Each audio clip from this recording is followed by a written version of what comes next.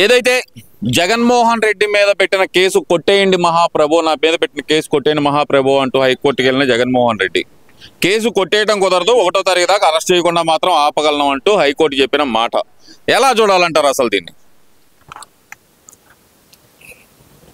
ఎలా చూడాలి అనే మాట అనే విషయం అట్లా పెట్టండి. ఆ డ్రైవర్ 14 ఏళ్ల నుంచి జగన్ దగ్గర పనిచేస్తున్నాడు. పిఏ నాగేశ్వర రెడ్డి ఎన్నో ఏళ్ల నుంచి పనిచేస్తున్నాడు. ఆయన గత ప్రభుత్వం ఉన్నప్పుడు ఉన్నాడు, అంతకుముందు కూడా ఆయనకి ఓఎస్డీగా పనిచేశాడు, అన్నీ చేశాడు.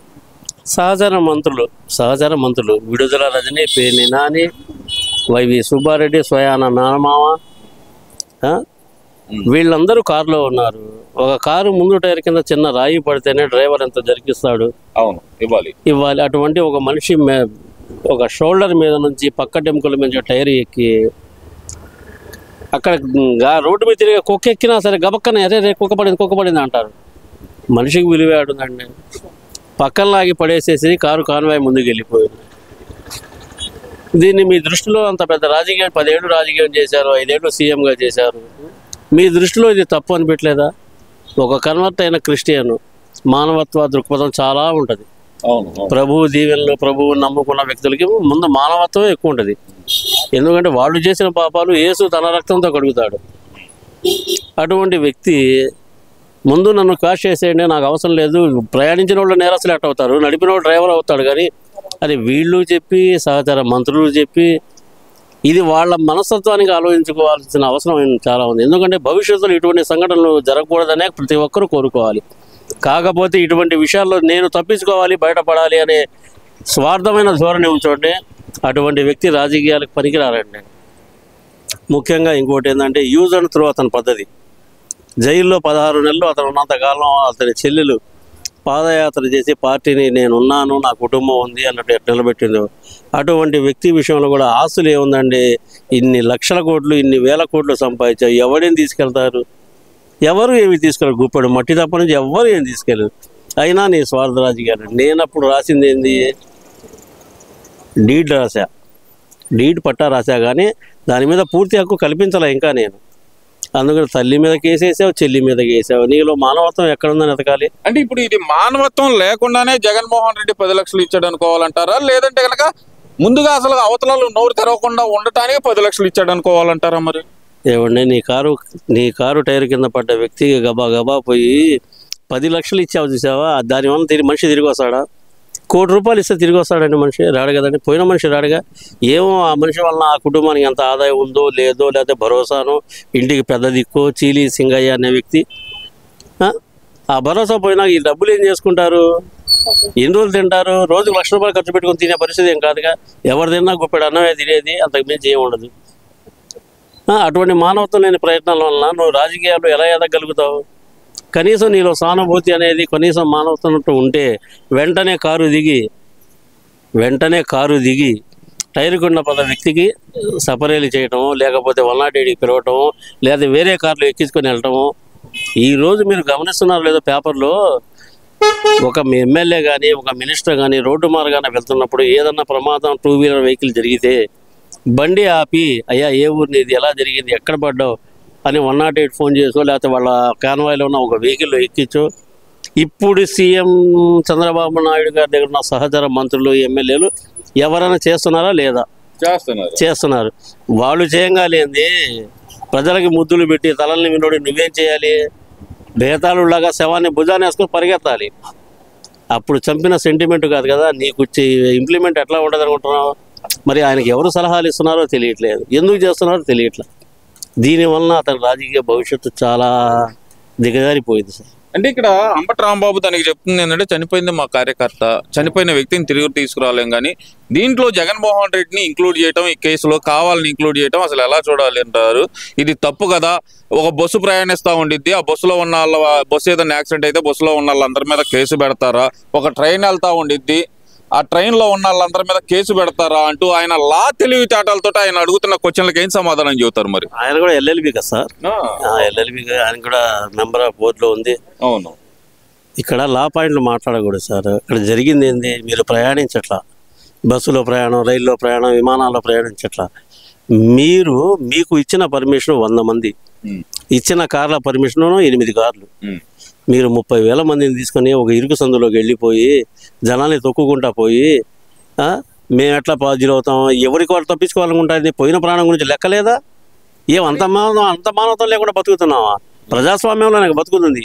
మాలాంటి కామన్ మ్యాన్ కంటే పట్టదు. నువ్వు రాజకీయ నాయకుడి, మళ్ళీ పోటీ చేయాలి, గెలవాలి, నీలో మానవత్వం ఉందా లేదంటే ఒక్క మచ్చుకకు ఒక్కటి చాలు. భవిష్యత్తులో నీకు ఒక్క ఓటు వేయకుండా ఉండడానికి ఒక్కటి చాలు. ఏమో టైర్ కింద పడ్డ మనిషి తొక్కుంటా వెళ్ళారా వీళ్ళు? వీళ్ళేం నాయకులు, వీళ్ళేం పరిపాలిస్తారు మనల్ని? అదంతా ఏ వీడియో అంటున్నారు కదా. ఒక చిన్న మాట చెప్పమంటారా? ఈ సంఘటన జరిగినాక అక్కడ ఉన్న పోలీసులు ఇచ్చిన రిపోర్ట్ ఆధారంగా ఎస్పీ సతీష్ కుమార్ గారు ఒక స్టేట్మెంట్ ఇచ్చారు. గుర్తు తెలియని కారు వృద్ధుడిపై నుంచి వెళ్ళింది అని స్టేట్మెంట్ ఇచ్చారు.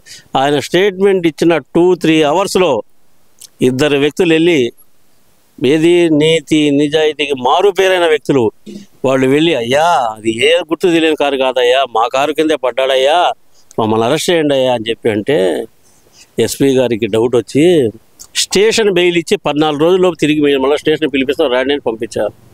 ఆయన కూడా బెనిఫిట్ ఆఫ్ డౌట్, ఇది వాస్తవా కాదా? ఈ రోజుల్లో నేరం చేసి నేను నేరం చేశానయ్యా అని చెప్పి అంత గొప్పతనం కార్యకర్తల్లో లేదు, నాయకుల్లో లేదు. ఇక కార్యకర్తలు ఎక్కడి నుంచి వచ్చింది? తర్వాత వాకప్ చేసి మొత్తం అది డ్రోన్ కెమెరాలతోటి, షార్ట్ కెమెరాలతోటి అవన్నీ తీసిన తర్వాత అది పడ్డది ఎవరు? జగన్మోహన్ రెడ్డి గారి కారు ముందు టైర్ కిందే పడ్డాడు, ఎడమవైపు. అసలు జగన్మోహన్ రెడ్డి అంత మానవతావాది లేడు. ఆయన క్యాన్వాయ్లో వెళ్తుంటేనే, ఎక్కడైనా అంబులెన్స్ వస్తుంటేనే సైడ్ ఇస్తాడు, ఆయన క్యాన్వాయ్ని కూడా సైడ్ వదిలేస్తాడు. ఎక్కడైనా చిన్న యాక్సిడెంట్ అవుతుంటేనే తన క్యాన్వాయ్లో పంపిస్తాడు. ఇలాంటి గొప్ప మానవతావాది మీద ఇలాంటి కేసులు పెడతారా అని చెప్పి అంబటి రాంబాబు అడుగుతున్న ప్రశ్నలు. మరి నేను కూడా ఒకటి అడుగుతాను సార్, దానికి సమాధానం చెప్తే చాలా గొప్పవారు వారు. ఇప్పుడు ఇదే క్యాన్వాయ్లో వచ్చారు కదా రెంటాళ్లలో, అవును రెండపాళ్లలో వచ్చారు కదా, ఒక వ్యక్తి అంబులెన్స్లో 108లో 2 గంటలు వెయిట్ చేసి హాస్పిటల్కి వెళ్ళేలోపు చనిపోయాడు. మరి దారి ఇచ్చే మానవతావాది, మానవతామూర్తి, దేవతామూర్తులు మరి అతనికి ఎందుకు దారి ఇవ్వలేదు? అరే ఒక ప్రాణం కొట్టుమిట్టాడుతుంది కదా అంబులెన్స్లో 108లో, అది 3వ చావు, మూడోది 2 చావులు వచ్చి ఒకటి ఒత్తిడిలో, జనాల ఒత్తిడిలో ఒక కుర్రోడు బైక్ మీద కూర్చోలేకపోయాడు, పడిపోతున్నాడు. తోటకార కాడ ఎట్లా ఉంటుందో అట్లా ఒలిసిపోయినట్టుగా వాడిపోయి గుండెంతా ఒత్తుకొని బండి మీద ఎక్కిస్తున్నా కానీ కూర్చోలేక నిలబడలేక కింద పడుతుంటే వెనక నుంచి పట్టుకుంటా. వీడియోలు మొత్తం చూసాము టీవీలో. ఒక వార్త కనుక ఒక వ్యక్తి పరువు నష్టాన్ని కలిగించే వార్త ఏ పత్రిక ప్రకటించినా దాని మీద పరువు నష్టం దావా వేసే హక్కు ఆ నష్టపోయిన వ్యక్తికి ఉంటుంది కదా. ఇటువంటి వార్తలు ప్రముఖంగా హెడ్లైన్స్లో వేస్తుంటే అది వాస్తవం అంటారా, అబద్ధం అంటారా, లేకపోతే అతని మీద పేపర్ మీద పరువు నష్టం దావా వేస్తారా? కంటి ముందు జరిగింది ఫోటోలతో సహా ఉండే, వీడియో క్లిప్పింగ్లు ఉండే, ప్రతి ఒక్కటి సిద్ధాంతపరమైన ఉంది. ఇప్పుడు టెక్నాలజీ ఎంతగా పెరిగిపోయింది అంటే మీరు గమనించే ఉంటారు, వివేకానంద రెడ్డి గారి హత్య గొడ్డలిపోటు, అది గుండెపోటు అని చిత్రీకరించారు. 2వ రోజు పేపర్లో నారాసుర రక్త చరిత్ర అని చంద్రబాబు నాయుడు గారి మీద వేశారు. తర్వాత ఏదైనా డెడ్ బాడీ ఒకటి చనిపోతే ముందు అది జీజీహెచ్కి వెళ్ళాలి. ఏ జిల్లాలో ఉంటే ఆ జిల్లా జీజీహెచ్కి వెళ్ళాలి. వాళ్ళు అక్కడ దాన్ని మొత్తం వెరిఫై చేసి ఇది మటరా ఏంది అనేది పోలీసు వారికి నివేదిక ఇస్తారు. ఈ విధంగా జరిగింది, ఇన్ని గంటలు జరిగింది అని చెప్పేసి బాడీ ఉన్న సిమ్టమ్స్ని చూసి వాళ్ళు చెప్పి ఇస్తారు. అటువంటి వ్యక్తి చనిపోయే లోపల ఉంటే, ఇంట్లో పడి ఉంటే అక్కడే కుట్లేశారు డాక్టర్ని పిలిపించి. ఇది మానవత్వం వాళ్ళు చేసే పని. పెద్ద మానవతావాది అంటే నాకేం తెలుసు, అంబటి రాంబాబు చెబుతున్నారు. అంబటి రాంబాబు గారు అంటే కొత్తగా లేండి, ఆయన పార్టీలో వచ్చింది, ఇంకా పాత తెలియదు. ఆయన ఈ మధ్యకాలంలో ఎమ్మెల్యే అయిన వ్యక్తి. ఆయన అక్కడ కుట్లేసి ఆ ఇంట్లో పడ్డ రక్తం మరకలు మొత్తం తడిగుడ్డ పెట్టి తుడిసి, కూతురు వచ్చే టయానికి లేదు, ఒక పెళ్లికి వెళ్ళే వాళ్ళు ఎలా తయారవుతారో పెళ్లి కొడుకు తయారు చేసినట్టుగా శవాన్ని తయారు చేసి పెట్టారు. ఒక డాక్టర్స్ ఫ్యామిలీగా, వాళ్ళ కూతురు డాక్టరేగా, కనీస పరిజ్ఞానం ఉండదు. ఒక వ్యక్తిని చంపి ఈ విధంగా కుట్లేసి, ఏందది మేక పొట్లో బిర్యానీ పెట్టేసి పొట్లో చేసి పైన నిప్పుల మీద పెడతానికి ఇంత మానవత, మండి బిర్యానీ లాగా ఏందండి మరి ఇంత మానవత్వం అండి? మరి మానవత్వానికి పరిమాణాలు వస్తున్నాయి. ఈ మానవత్వం అలా చాలా మానవతావాదులు. ఇటువంటి మానవతావాదులు రాష్ట్రంలో ఉండటం ఆంధ్ర రాష్ట్ర ప్రజలు చేసుకున్న గొప్ప అదృష్టం. కానీ గమనించాల్సిన అవసరం ఇంకోటి ఉంది. రాష్ట్ర ప్రజలు ఎంత మంచివారో, ఈ రాష్ట్ర ప్రజలు ఎంత మంచివారో, వాళ్లకు నచ్చని పనులు చేసి వాళ్ళని బాధలు పెట్టి వాళ్ళ ఇబ్బందులు పెడితే వాళ్ళు చేయగలిగేది నీ ఇంటి ముందుకు వచ్చి ధర్నా చేయరు. ఒక్క ఓటు ఒక్క ఓటుతో రాష్ట్రంలో జీవితాలు కూడా మారిపోయాయి చాలామందికి. 11 సీట్లు నీకు ఇచ్చింది, 151 సీట్లు మొదటి నీ ముద్దులకి నీ మురిపాలకి మోసపోయి ఇచ్చింది 151. తిరిగి 5 సంవత్సరాలు జరిగినవి లేవో, నీకు ఇచ్చింది ప్రతిపక్ష హోదా కూడా ఇవ్వలేదు. నీలో కనీసం పక్షాతాపం కూడా లేదు. ఎందుకు ఇలా జరిగింది? నేను ఎవరికి తప్పు చేశాను, ఎవరికి తక్కువ చేశాను? నువ్వు చేసిందల్లా గవర్నమెంట్ వచ్చిన కాడ నుంచి, ప్రజావేదిక కూల్చవేద కాడ నుంచి ప్రతిదీ కక్ష సాధింపు ధోరణి తప్పనిచ్చి నువ్వు పరిపాలన ఏ రోజున చేసావా? 70 మంది సలహాదారులు పెట్టుకున్నావే, ఒక్కో మనిషికి 2 లక్షల రూపాయలు అలవెన్స్ ఇచ్చి. ఎవరి సొమ్ము అది? ఎవరి సొమ్ము అండి? ఇది ప్రజల సొమ్ము కాదా అది? ఏమంటారు? ఆయన మీద కేసు పెట్టడం అన్యాయం అంటున్నారు కదా, మరి దాని మీద ఏం చెబుతారు? చివరిగా ఏం చెబుతారు దాని గురించి? ఎవరి మీద కేసు? జగన్మోహన్ రెడ్డి మీద కేసు పెట్టడం అన్యాయం, ఇది తప్పు, ఈ కేసు కొట్టేయండి అని అడుగుతున్నాడు మరి ఆయన. నేను ఒక్కటే చెప్తాను సార్, ఫుడ్ బోర్డు మీద నిలబడి షేక్ హ్యాండ్లు ఇస్తా, కింద మనిషి టైర్ కింద చావు బతుకుల్లో ఉంటే మరి దాన్ని ఏమనాలో అర్థం కావట్లేదండి. అది మానవత్వం అనాలో తెలియట్లేదు, ఒక మనిషి రాక్షస ఆనందమో తెలియట్లేదు, లేదు ఒక మనిషి క్రీడా వినోదం ఉంటారు, స్పోర్ట్స్ మీట్లు ఉంటాయి. క్రికెట్ అంటే ఇష్టం, ఫుట్బాల్ అంటే ఇష్టం, వాలీబాల్ అంటే ఇష్టం, ఇట్లాంటి కొన్ని స్పోర్ట్స్ మీట్స్ ఉంటాయి. వాటిలో ఇష్టపడ్డ వ్యక్తులు ఏమంటే అదేంటంటే నా 10 మంది 11 మంది ఆడే ఆట అది. ఇది ఒక్కడే ఆడిన ఆట. ఫుడ్ బోర్డు మీద నిలబడి నువ్వు చేతులు ఊపుకుంటా, షేక్ హ్యాండ్లు ఇస్తా, వాటేసుకుంటా, పూలు చల్లించుకుంటా.